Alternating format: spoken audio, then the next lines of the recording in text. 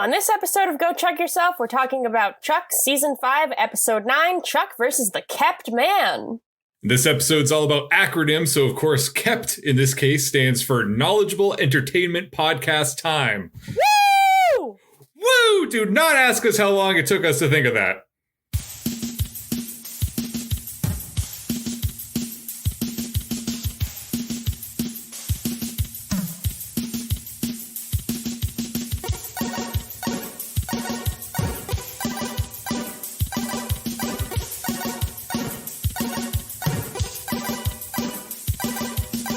Yes, this is GCY, keeping with the acronyms, Go Chuck Yourself. My name is Chris Gillespie. My name is Erin Arata. We are the hosts of this fine, knowledgeable entertainment podcast time moment.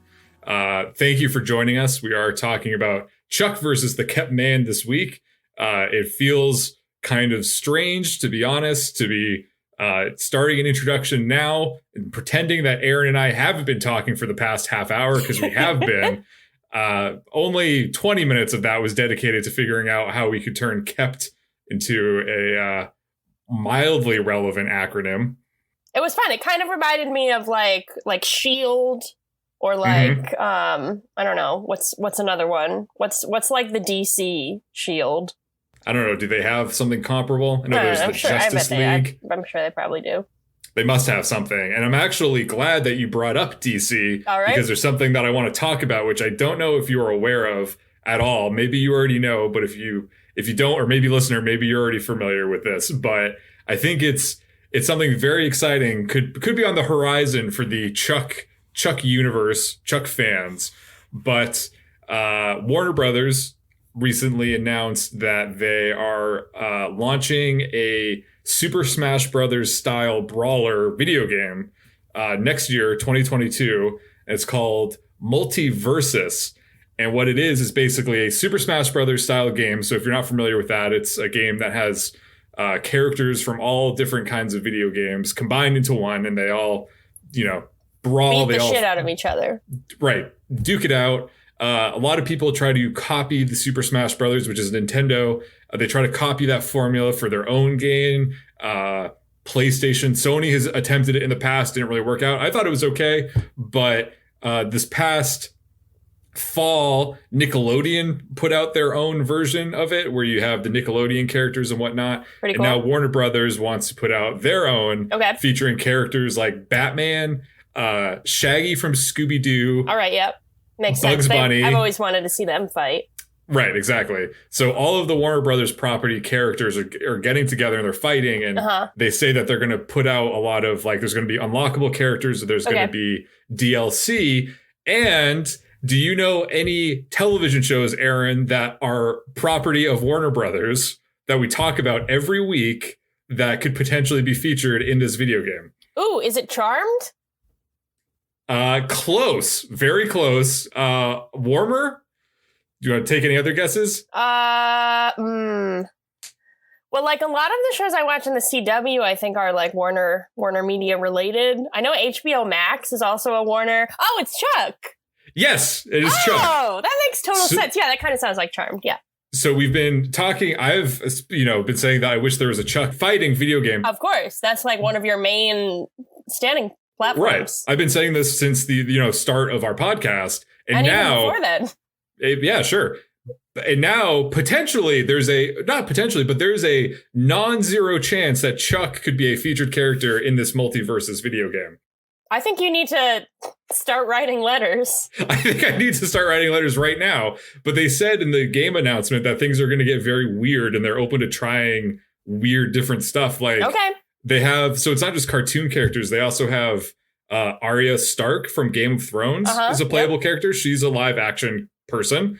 And she's voiced by the actress that plays her. I don't know. Williams, yep. Yeah. Mm-hmm.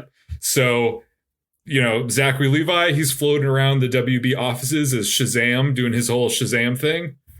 But would it be weird if there's a Shazam and also a Chuck? Would that be too much? Well, I hope they don't push this. I don't want to settle for Shazam. I want Chuck. But if they have Shazam voiced by Zachary Levi, I would accept that. That might be more plausible than Chuck, unfortunately. But I I think this would be, I literally could, this game sounds absurd, and I could very much picture Chuck having moves, flashing, doing kung fu. Yeah. I think it could happen. I think that would be really cool, and I really hope it happens. I hope that Chuck has a resurgence because he's like a very, very rare character that's very hard to get because they don't really want to put him in the game. But then he becomes like the mythical character and everybody starts watching Chuck again. And then there's reboots and everything. Like these things can happen. And then people start listening to our podcast more heavily. And then we're famous. Yeah, exactly. So Warner Brothers, get on it. Got to add Chuck into that and make me and Erin the most successful Chuck podcasters of all time. Okay, well, that's really exciting. That's kind of brought the mood up. Yeah. Until then, we got to get back to our normal day-to-day grind of what we do here at Go Chuck Yourself, which is talking about one episode in depth. This week, we were talking about the 9th episode of season 5, which is Chuck versus the K.E.P.T man. Erin, why don't you take it away? Woo, okay. So we start with Chuck chained up in a way that is ostensibly kind of scary for him, but is actually just obviously showing off Zachary Levi's muscles. It's kind of like I don't know, like Thor at the beginning of the Dark World, or it's kind of like a Marvel kind of thing where like the male actor is like standing there and he's like flexing, like even though he's chained up, And I have to say to that, damn. A very bald bad guy / torturer asks Chuck, how do you feel like dying today? But this is a comedy scene, so instead of answering, Chuck just starts talking about how hard it's been with Carmichael Industries and how it's recently been a bit of a struggle to meet their bottom line. Apparently, this bald guy is actually a creative genius because he sarcastically suggests the idea of spies that care, and Chuck really likes it. Just as Torture Guy is about to cut out Chuck's tongue, Sarah and Casey rush in to rescue Chuck. Apparently, the mission involved recovering some sort of nuclear stuff that we don't ever hear about again, but Sarah's nervous about touching it, and Casey says they should be fine, as long as no one's pregnant. Sarah makes a point to make Casey take it out of the room. We cut to Casey sharing a drink with his old gun, which Gertrude apparently returned to him with a new plaque that says, returned with affection. And what I want to know here is, who's Gertrude's plaque guy? Because this woman's engraving everything willy-nilly, and I hope she's getting a discount. Well, we find out in this episode that, we knew that Verbanski Corps is, they're very successful. They have a lot of money. Yeah, But this episode really explores the depths of Verbanski's wallet, and also that her love language is very much gifting, it seems. Because gifting and like personalized gifts. Right. Gifting and physical touch is how I would describe Verbanski's love language. Yeah. So Casey reflects on his absent lover, and Gertrude shows up, naked. Apparently she's not wanted for murder anymore, so she's back in LA. Casey tries to explain that to her and or to us, but Gertrude interrupts. I didn't fly halfway around the world to be debriefed. That's your job. And once again, I have to say, damn. They make out, and we cut to a sunrise. So I have to ask you, Chris, did you understand that these two people had sex in this scene? What? We've established previously that in order for you to understand characters have had sex, they need to be in bed, unclothed, wrapped in the sheets. And we didn't get that here. With one or both characters smoking a cigarette. Yes. Well, I am happy to say that I have been, I've been studying up, and so I was able to say, you know what? When that edit happened, I said, those characters had sex. I shouted at my TV and pointed and said, they had sex. You unlocked it. Continuing the thirstiest season of Chuck ever. There was like, what were the writers doing? Were they just like, they were trying to channel some kind of sexual energy that's being repressed. Yeah. Really pent up. Just finally came out here in season 5. So speaking of sex, Sarah wakes up in bed, but she's alone. Chuck is out in the kitchen, hopped up on caffeine, writing a new mission statement for Carmichael Industries. It's clandestine agents relating emotionally, or CARE. That's way better than our acronym. Yeah, it's pretty good. While they talk about Chuck's new plans for their mission statement, Yvonne does a great job of slowly showing someone who is starting to feel queasy. It was kind of hard to watch. Like it made me kind of nervous. Like she seemed to be like really feeling sick, and she runs off to vomit. Across the way, post-coital, Gertrude reveals that she bought Casey a cashmere V-neck sweater and wants to go to Miami with him, but Casey says he can't because of work. Also, the vibe is all weird now. I think implying that Casey thinks Verbanski is being, like, a little too clingy, I guess. Mm-hmm. We cut to the Buy More, and I have to say, I was excited to see Jeff and Lester, because we haven't really seen them in a little while. They're going over some recent Buy More surveillance footage because the newly intelligent Jeff suspects that something might be happening behind the scenes. They find a video of Casey sneaking around before store opening and make a plan to figure out why. Down in Castle, Casey doubts that the new CARE acronym will work in drawing in new business, but it already has, according to Chuck. Their first new client comes in and, surprise, surprise, it's Gertrude. Everyone but Chuck is, like, a little weirded out by this because she has her own spy company, but Gertrude explains that she responded to their mission statement and intends to take full advantage of it. Then, she slaps Casey's ass. It's nice. It's a physical touch. That's her love language. And we have to respect that.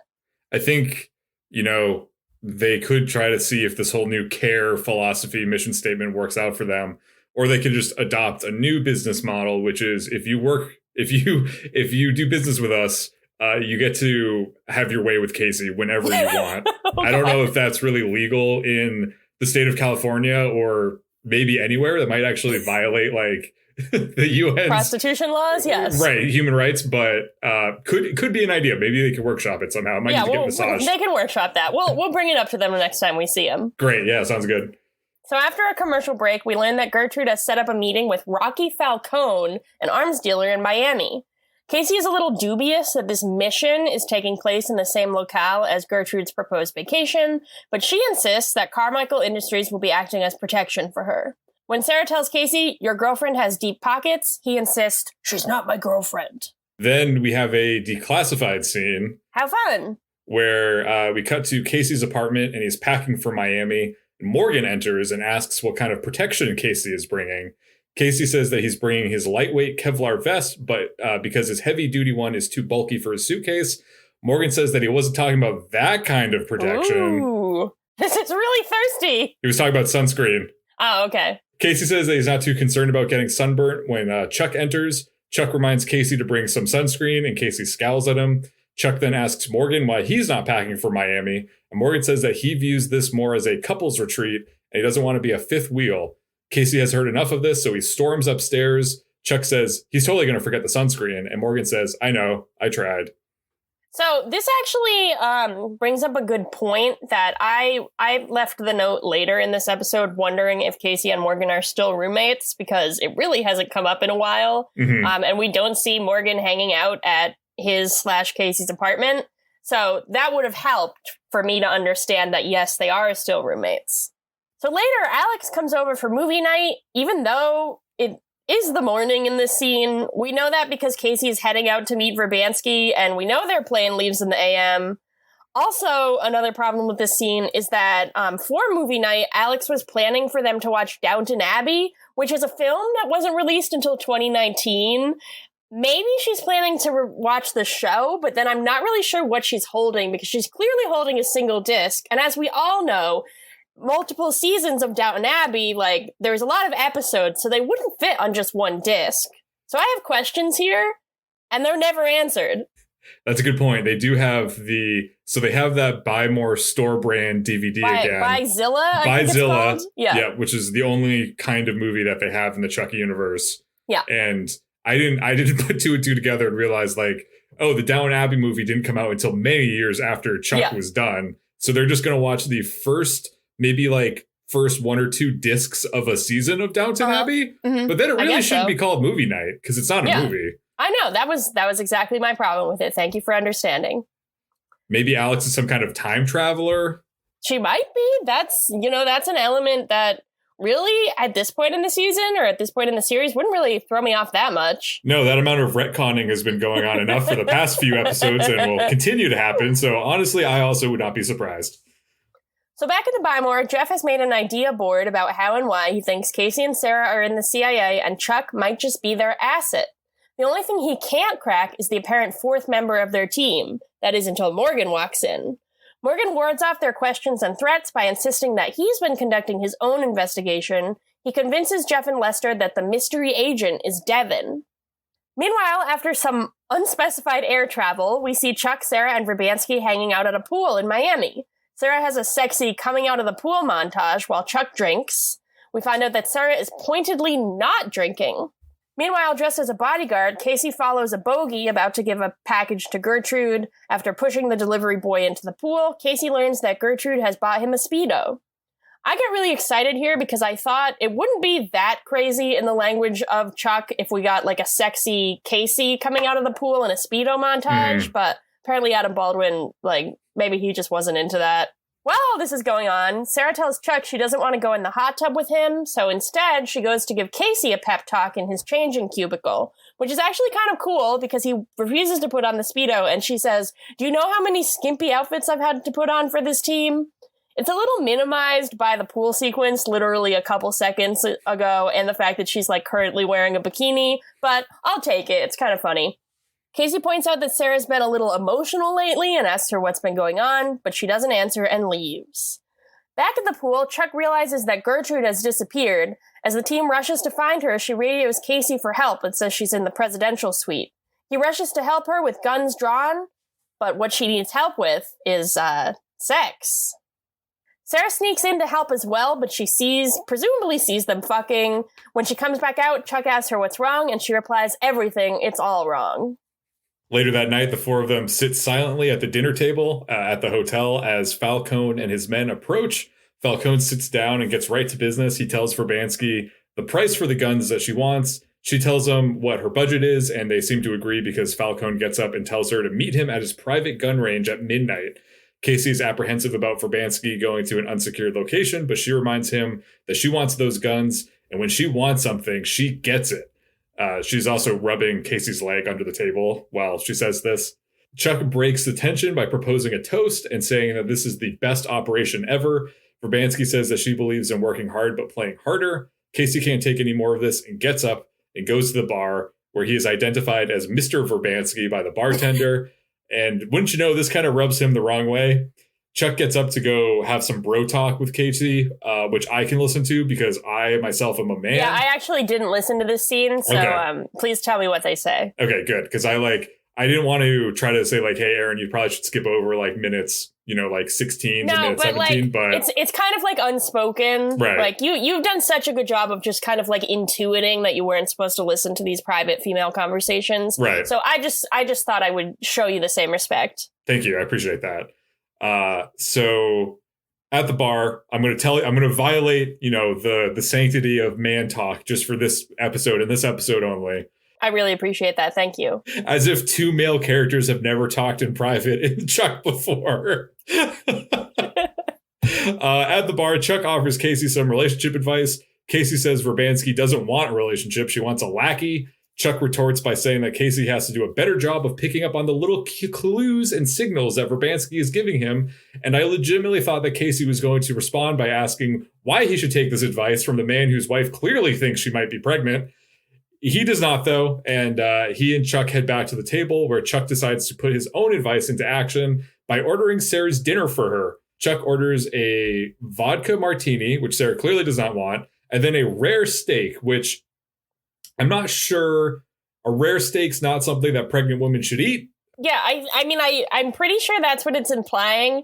I know pregnant women aren't supposed to eat sushi, okay. And I guess raw meat is probably also maybe a no-no based on this. Or it could just be that she doesn't want that, because it sounded pretty gross. Right. Chuck describes it in he wants the rarest steak possible. This just makes Sarah nauseous. Yeah. It's a huge failure, and everybody can see this besides Chuck. Back in Burbank, Morgan tells Devin that Jeff and Lester think he's some kind of super spy because apparently they watched the DVD bonus features for season 1 and learned about the original idea to make Devin an undercover Russian agent. And they think it might actually be happening now, 4 seasons later. Morgan explains that using his non-poison brain, Jeff has become dangerously close to uncovering the truth about Team Bartowski, and that he needs Devin to throw them off the scent by pretending to be a spy. Devin agrees, asking, "Can I go formal?" We then cut to Devin exiting his apartment in a white suit coat, talking into an earpiece about the device that he acquired. Lester and Jeff spy on this from inside the walls of the courtyard. I'm not really sure where they're supposed to be or how they got there.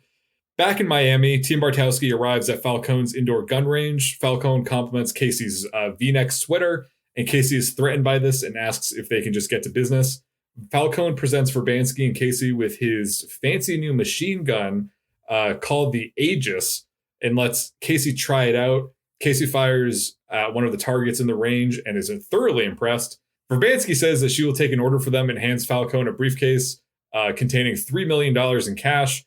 Everything seems to be going smoothly when Falcone snaps his fingers and says, "No deal." A team of Falcone's men jump out from the shadows, also holding their own Aegis guns. Casey opened fires on them with the Aegis, but none of the men go down. Team Bartowski is confused, and Falcone explains that the Aegis has an anti-friendly fire feature that prevents it from shooting at someone also holding an Aegis that is signed into the same security code. Seems like a good idea to me. I don't know how realistic or practical this is, but it is a clever idea. Yeah. Falcone says that the feature is ingenious, and Verbanski sarcastically agrees before snapping her fingers. As soon as she snaps her fingers, her Verbanski Corps SWAT team bursts in through the walls of the gun range. They quickly outnumber Falcone and his men, and Verbanski says that she'll actually be taking those guns for free now, and then she knocks Falcone out. Chuck, once again, does not understand what's going on, which is just a running motif for this episode. Casey explains that Verbanski only hired Carmichael Industries as a decoy team to lull Falcone into a false sense of security. Verbanski says that she truly needed Casey for this and that their real mission starts now that Falcone is out of the picture. Casey's had enough of this and storms out, so Chuck and Sarah chase after him. They remind him that they need to follow through on Verbanski's contract to get the full payday. Chuck reminds Casey about his little pep talk at the hotel bar, and Casey finally calls Chuck out on not adhering to his own advice. Chuck doesn't know what he means by this, and Casey says that Chuck has been so obsessed with his new CARE manifesto that he hasn't noticed that his own wife thinks she's pregnant and is hiding it from him. Ooh. Chuck doesn't believe this to be true, but then Sarah gives him a rather serious look and says, "Chuck, uh-oh."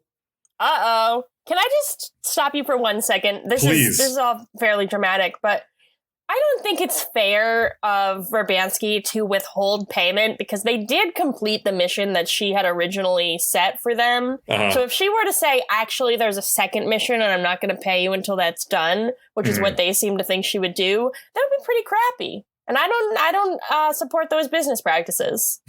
That's true. I didn't really think of it like that.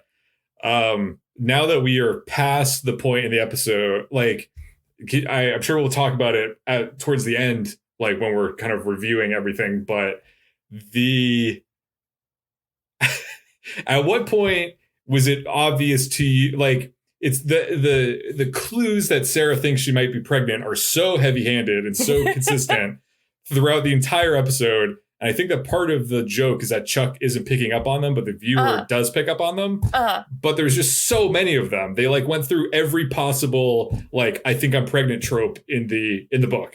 I think you're right. The other thing that maybe would have made sense, or like maybe this would happen later in the episode, but like it seems like because the previous episode was called Chuck versus the Baby and was like playing with the idea of Sarah's motherhood and stuff, it would kind of make sense if they were to reference Molly at all and Sarah's past with baby things and maybe her feelings on seeing Molly again and thinking about them having a family. I feel like that would make sense. That doesn't happen at all. Not at all. This just happens to be the week that this happens. Yeah. The week after the Chuck versus the Baby episode. Yep. So we'll talk about that more later. We cut to a commercial break and when we return, Chuck and Sarah are looking right at me. Ah! No, it's filmed that they're looking right into the camera, but they're actually. Thank God. It was really scary. Yeah. Yeah. No, they're looking at a pregnancy test. The test does its thing and they find out that Sarah is not pregnant. We do not see Sarah peeing on the stick. So if that's your thing, that's not covered in this episode. That doesn't happen. No. No, we're led to believe that she does do that. Rather than jumping for joy and high-fiving about the negative test, Chuck and Sarah have a quiet moment where they both say that they are relieved. Chuck starts to feel the gravity of the moment and starts to spiral when contemplating he and Sarah's future as spies. Sarah tells him that he's spiraling and tells him to calm down and that the two need to get back to work. At Castle, Verbanski explains over telecom that the second, more important part of the mission is tracking down and arresting the major drugs and arms smuggler that Falcone was working with on behalf of her clients who are the FBI. With Falcone's help, Verbanski has pinpointed the arms smuggler whose name is Pedro Saint Germain. He's currently hiding in the Florida Everglades. Sarah agrees to the mission on her and Chuck's behalf, but Chuck has reservations about it now, that he's thinking about he and Sarah as prospective parents. Verbanski and Sarah tell him it's not a big deal and to get over himself. Up in the Buy More break room, Casey is at his locker where he throws his cashmere sweater in the trash. He doesn't want that anymore. It's a brand new sweater, That's harsh. Casey. I mean, you could donate it. You could probably get absolutely. a pretty penny if you wanted to sell it on Poshmark, but no, he hates that thing. Yeah, just chucks it right in the trash. Morgan walks in and sees that Casey's upset and asks if he wants to talk about it. Morgan, to his credit, does save the sweater. He does, yeah. Tries to maybe keep it for himself.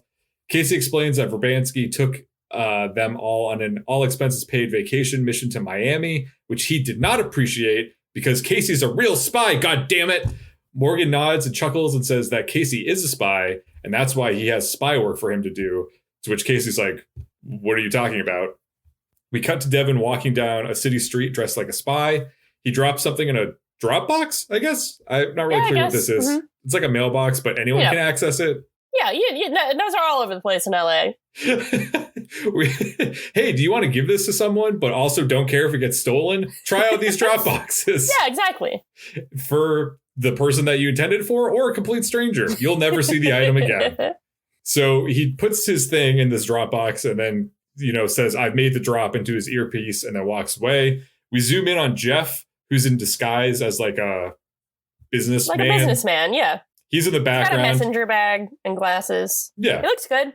He pages Lester to say that he has eyes on the drop zone. We then cut to Lester, who is disguised as a woman, a very pretty woman at that. He looks very good. I'm like, I don't think there's anything offensive about this. They don't make any offensive jokes, which knowing Chuck, they definitely could. I think he's just in drag and he looks pretty good. Yeah, no, he's in disguise. It's pretty tastefully done.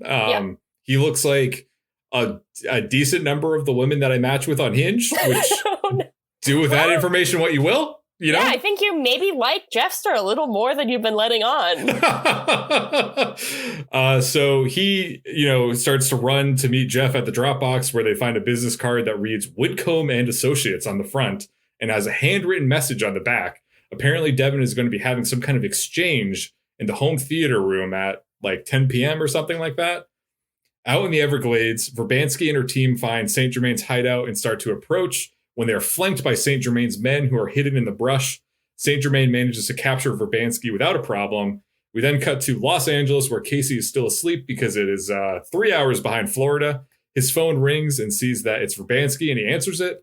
Casey starts the conversation off by saying that he assumes that she wants to apologize, but come to find out, it's St. Germain, and he's using Verbanski's phone. St. Germain is calling Casey to say that he wants $10 million by that night, otherwise he's going to kill Verbanski. Casey doesn't believe this, thinking it's just another ploy on Verbanski's part, so he's rather flippant during the whole conversation. St. Germain is thrown off by this and Casey's apathy, but explains his terms nonetheless.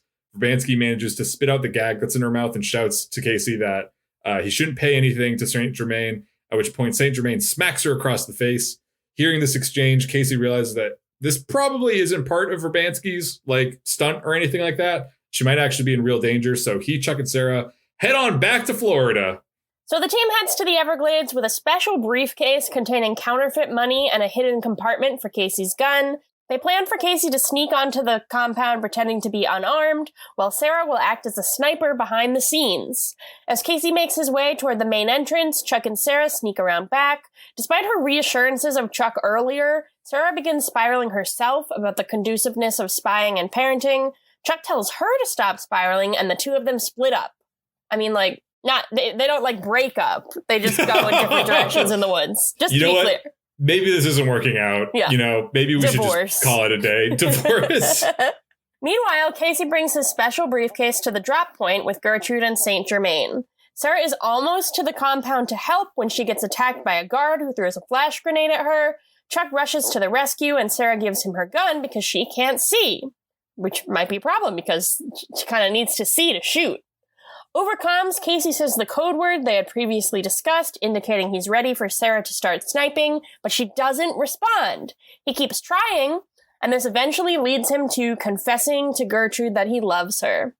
After a moment, St. Germain realizes Casey must be trying to signal someone with his speech. Just then, Chuck bursts in through the window. He has the Aegis gun with the safety turned on, so no one can shoot at them. But unfortunately, once Chuck has taken out all the guards, St. Germain shows up with a shotgun that doesn't have this safety feature. Luckily, Sarah drives in. It's unclear if she can see now or not, but she drives in one of St. Germain's compound vehicles and takes him out. Hits him. Everybody's like, ooh. I was like, oh, she hits him because she's still blind from the smoke grenade, but no, she can see again. Yeah, she just wanted to hit him, I guess. Getting out some of that rage, getting out some of that anxiety spiral, as you do. Yeah. Back in LA, Sarah is working on a computer. When Chuck wakes up, she admits she was kind of hoping she was pregnant, and what she's working on is a list of baby names. And I just want to go through her list. I don't know if you wrote it down, if you remarked upon it, but it is Landon, Lane, Lawrence, but it's spelled with an A, so it's Laurence, Levi, Lewis, and Liam. So she seems to have a thing with L's, which if I were Chuck, I would be a little weirded out considering like her ex's name was Bryce Larkin, and she's clearly got a thing for like Lar names, Huh. But maybe that's kind of chill because she wants to honor Bryce, because it was Chuck's best friend as well, so maybe he would be into that. I don't know. Yeah, I truly could not figure out the L connection because I did see that they're all L names. I noticed obviously that one of the names was Levi, similar to. Oh, that makes sense. Yeah. Shout out to Zachary Levi. But I was like, I'm like, what's the deal? Because then I'm like, so the baby's last name would probably be Bartowski, unless it was like Bartowski Walker. Mm-hmm. But why the L? I couldn't really figure it out, but she's got something for L's. She just loves L names. Which I guess, is that how people, I mean, you've not had to do this. I've never had to do this, but do people start with a letter that they like and then pick out the baby name from that? Or do you just pick out names that you like in general? Because I would assume that they are typically sorted, like a baby name dictionary would be sorted alphabetically. Uh-huh. So I could see it happening that you kind of make wherever you start, you're going to see a lot of letter names starting with that letter. So you might see a lot of L names, and that just might be the section that you gravitate towards. I don't know. It's weird. Or she had a baby name dictionary, but only found one page of it and was like, this must be the entire list of names that are available. I guess just so. The L page, I guess. So in their conversation about this, Chuck agrees also, that it would be... wait, hold on. Why was it only boy names? Why didn't she have any girl names? She had a girl name list as well, but that was covered up by her tab of boy names. Do you think those also started with L? Probably, I was wondering, but we didn't see. Huh. So in their conversation, Chuck agrees it would be exciting to have a baby and reflects on how far they've come as a couple. Across the way, Gertrude brings Casey a bulletproof vest. She apologizes for acting so weird lately, but says she was really just trying to say she wants to be close to him. All is well at last, and it's cute because instead of being weird with each other, now they're being just regular awkward. Gertrude invites Casey on a 2-month mission to Dresden. He's into the idea more so than the trip to Miami, but he doesn't want to be far away for 2 months because we cut to Alex and Casey sitting together in Casey's apartment drinking beer. Casey tells Alex about Gertrude and how he'd like them to meet, and Alex is pretty excited. Also, we find out that Casey is a fan of Downton Abbey, although I've seen Downton Abbey, and the plot he's describing seems like the impression of what Downton Abbey is, but it doesn't seem like the writers have ever actually seen Downton Abbey, because I don't think that ever happens. Ooh, Erin's putting the writers on notice. It's so much more dramatic. In season 1, they kill a man and then have to hide his body. Oh. It's not all about, putting the wrong spoon on the table, people. Come on. Casey sounds like he would actually be into the real Downton Abbey then. I've never seen Downton Abbey, so I thought this was an accurate portrayal of what... this is how I would have written a Downton Abbey viewing scene, which obviously would have been... I mean, yeah, so that makes sense, considering it seems like the writers have never seen it. At the Bymore, Jeff and Lester present their case to Big Mike and take him down to the home theater room to catch Devin in the act. They find a trap door and head down into some sort of abandoned basement and find Devin working out down there.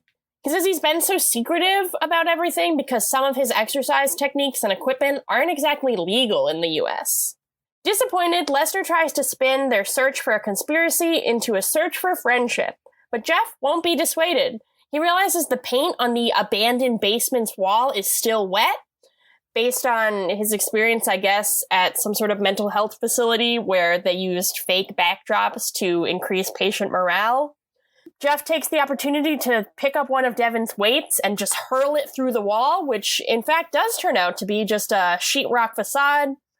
Jeff and Lester get a full view of Castle, including Morgan. I don't think Casey is there, but Morgan, Chuck, and Sarah are all sitting at a table. And they realize that they were in fact right about there being a spy conspiracy going on right under their noses. Before they can react further, Morgan tranks both of them and they pass out. And that's where we end. Pretty exciting. Jeff and Lester find out about Castle after all this time. What's going to happen? Who knows? I guess you'll have to tune in next week to see what's going on with that. That's true. That is Chuck versus the K.E.P.T man.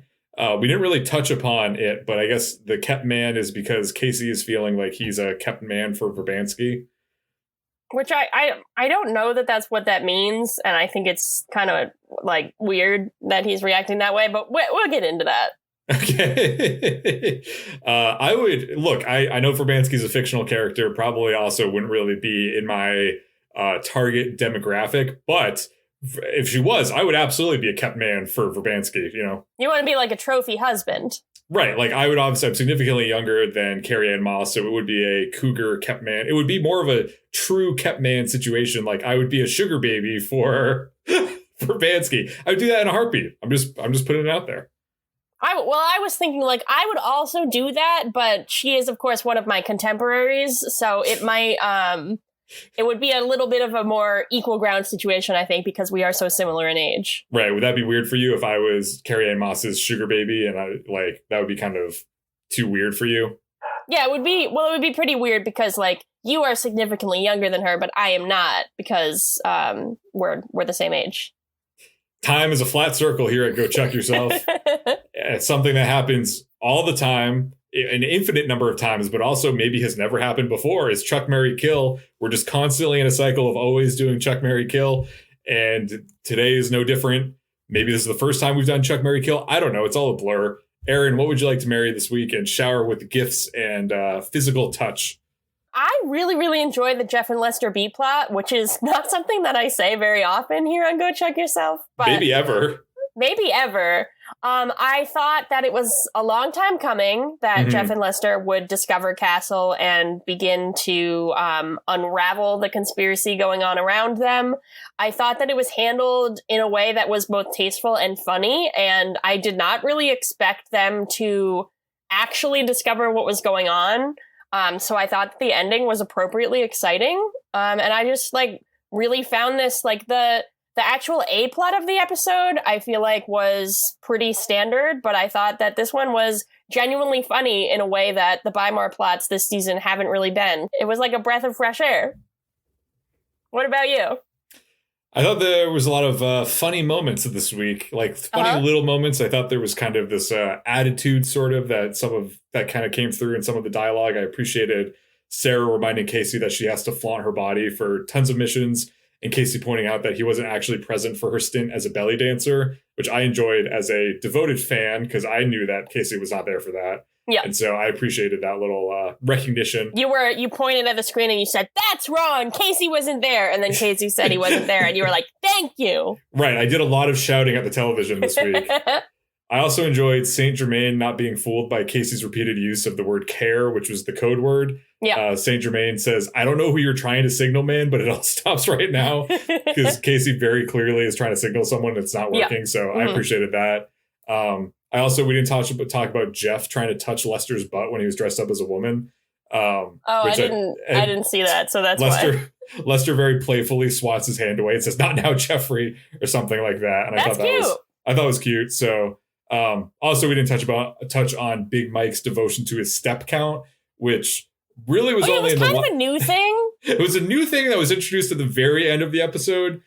But he basically is willing to help Jeff and Lester on their, mission because he needs to get more steps, which was, I thought, very charming and classic Big Mike. It is. And it's also it's one of the things that's kind of relevant still today. Everybody's talking about their step counts, even here in 2021. Yeah, Big Mike was a little ahead of the curve. I think he had a separate pedometer instead of a wearable tech or on his iPhone or anything. So Yeah, nice little moments sprinkled throughout. I appreciate it. I agree. And what would you like to run over with a Humvee this week, Erin? I really was viscerally uncomfortable with the scene of Chuck ordering for Sarah. I don't know, like, I understand what they were trying to do, and it's not necessarily, like, offensive or egregious in the way that some of my kills usually are, but it just made me so uncomfortable, and I hated it so much. Okay. I hated seeing Sarah's discomfort, everyone at the table's discomfort. I just got a lot of secondhand embarrassment, so I was not really a fan of that one. So we don't actually, I don't think we've ever done this, but I think I want to turn this little Chuck, Marry, Kill into a game of kinds. All right. So this, you just answer honestly or truthfully, whatever comes to mind. I'm going to list a number of men, I guess, from Chuck, and you have to tell me whether or not you would allow them to order for you at a fancy restaurant. Okay. This sounds fun, actually. Okay. So would you let Shaw order for you at a restaurant? Yes. Would you let Volkov order for you? Yes. Okay. Would you allow... Is this Volkov or is this like when he's Harvey Winterbottom? Well, follow-up question. Let's Harvey Winterbottom then. Still yes. Okay. So we're 3 for 3 currently. Yeah. Mm-hmm. So how about Chuck? No. No, Chuck can't order for you. Well, we clearly saw that he was bad at it. So. Okay. Casey? No. No. I don't think... Well, because, like, I trust Casey more than Chuck to be observant, but I don't feel like Casey's idea of, like, a good meal would really match mine. So, like, it would depend how well we knew each other. Okay. How about Bryce? Yes. Devin? Yeah. Okay. How about me? You? Me, yeah. You're not a character in Chuck. No, but I'm Chuck related. I'm tangential to Chuck. Yeah, okay. I feel like I would let you. Okay, cool. That's nice. What would you order for me? I don't know. I would get I would get a veggie burger for you with sweet potato fries. Okay, I mean, that seems like a very safe... Yeah, okay, that sounds fine. Okay, cool, yeah. Good. I don't know what I'd get you for... I guess the drink would kind of depend, maybe. Yeah, I don't really know. It depends the occasion. Yeah, I don't really know what you drink these days, but... We're gonna have to go over that later then. I would get you a beer. A single unspecified beer, please. One of the beers... I think you like craft beer. I don't really know how IPA plays into that, but that's a term that's bandied around these days. You know... Well, I basically only drink lagers now or gluten-reduced beers, so you'd have to get a little bit more specific. So I would not allow you to order for me. Okay, that's fair. That's fine. So that was a fun tangent. What were we doing? You were going to say you're a kill, yeah. Great. So did I miss something, or did the Aegis guns not really play that big of a role? When Falcone explains them, like they zoom in on them and make them seem like they're going to be like this bigger moment, but they didn't really come into play. Chuck uses it so that no one can shoot at them. Like, he uses it as a shield so that he doesn't have to shoot anyone. That's the only way it comes back. That's the only thing I tracked, but that was it, because it seemed pretty unnecessary and forced. Like, they make it seem like, these are these guns that you can't fire at. I'm like, oh, there's going to be something with the codes, like they're going to swap out, like someone's going to be like, you can't shoot at me because we have the same code. And then someone's going to be like, do we? And then blow their head off. That's a different show. Right. That didn't happen. So I was just kind of miffed because I was like, why did we even explain these guns? Like, also, it was kind of the Chuck technology weapon thing where it's like, is this believable or is this absurd? Yeah. I'm like, maybe it's kind of believable, but maybe not. So I don't know. I was just kind of thought that was a little weak. Now we're moving on to the scooter scale, where I will absolutely order for Erin. I'm going to order her some corn dogs, some piping hot corn dogs, but I don't know how many corn dogs Milady wants. Oh, I hated that.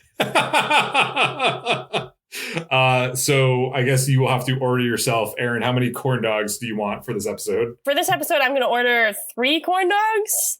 Okay. I want to point out that the real villain of this episode was not Falcone or Saint Germain. It was, in fact, Casey's sense of toxic masculinity. It's not a shock to see that even though he does clearly have feelings for Verbanski, Casey would feel weird at the prospect of being in an actual relationship.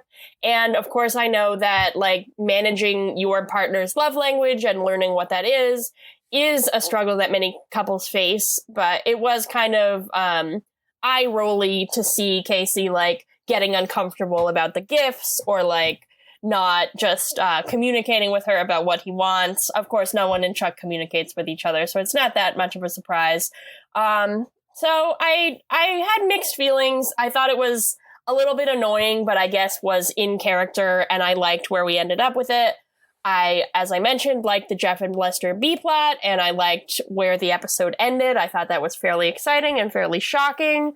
So I just found it to be a decent episode. It was not by any means incredible for me as a viewing experience, but I thought it was pretty good. So 3 corn dogs. All right. What about you? I will also be dining on 3 corn dogs this week. Wow, we're going to be pretty full, I would say.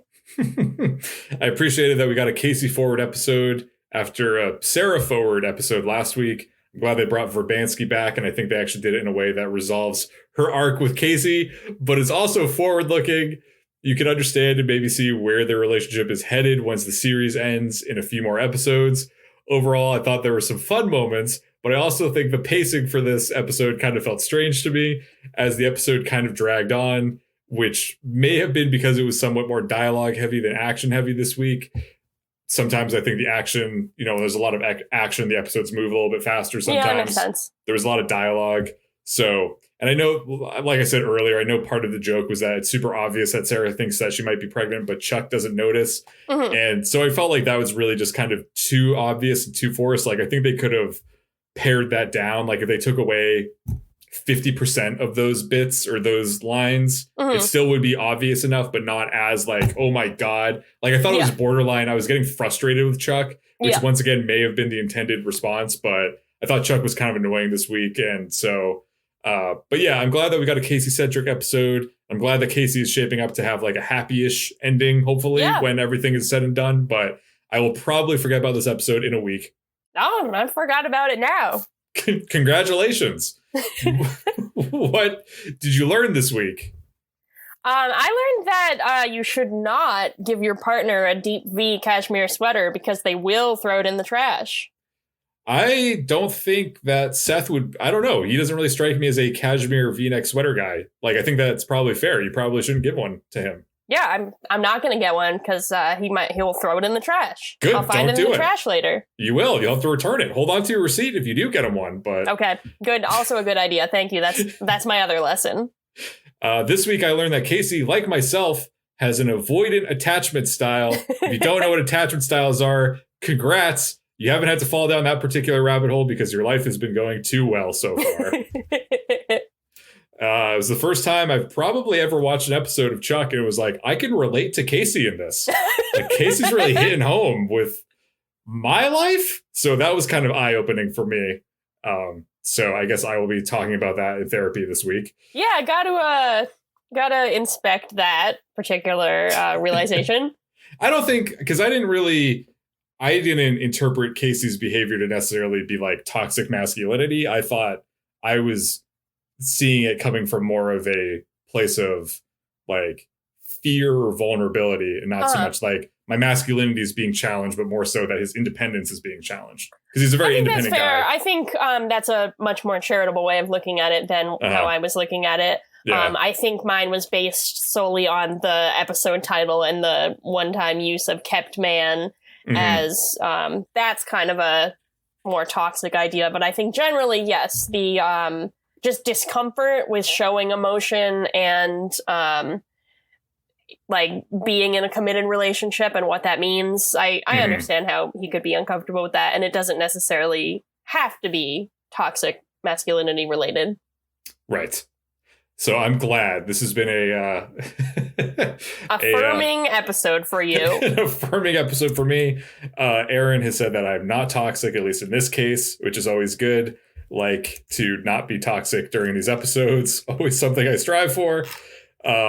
So yeah, I guess we have talked about everything we could possibly talk about for Chuck versus the K.E.P.T Man. So we will be moving straight ahead. The season's chugging along. We'll be picking it up next week with Chuck versus Bo. I'm assuming it's Bo Bice, runner-up contestant on American Idol. Great contestant. Great contestant. Great hair. Yeah, so good. Looking forward to seeing, maybe maybe Bo Bice will stop by for a performance of his the one song that he had. I can't even remember what it was. I want to say The Real Thing. Let me double check. Hold on. That sounds right. Well, I was going to say that he, of course, dated my love, Diana DeGarmo, but I think that was actually Ace Young. Correct. Ace Young, who I sometimes get confused with Zachary Levi. Bo Bice, yeah, his one song was called The Real Thing. Okay. So maybe we'll hear it next time. Until Looking then, forward to it. My name is Chris Gillespie, reminding you that food is sexy. My name is Erin, reminding you that anything is possible. Anything is possible. Anything is possible. Like Chuck being featured in the new DC video game Multiversus. Let's make it happen. Let's put those vibes out into the universe and we can all play as Chuck and beat the shit out of Bugs Bunny. Isn't that what we all want? To just beat Chuck and to beat up Bugs Bunny? Yeah, that is what I want. We'll see you later.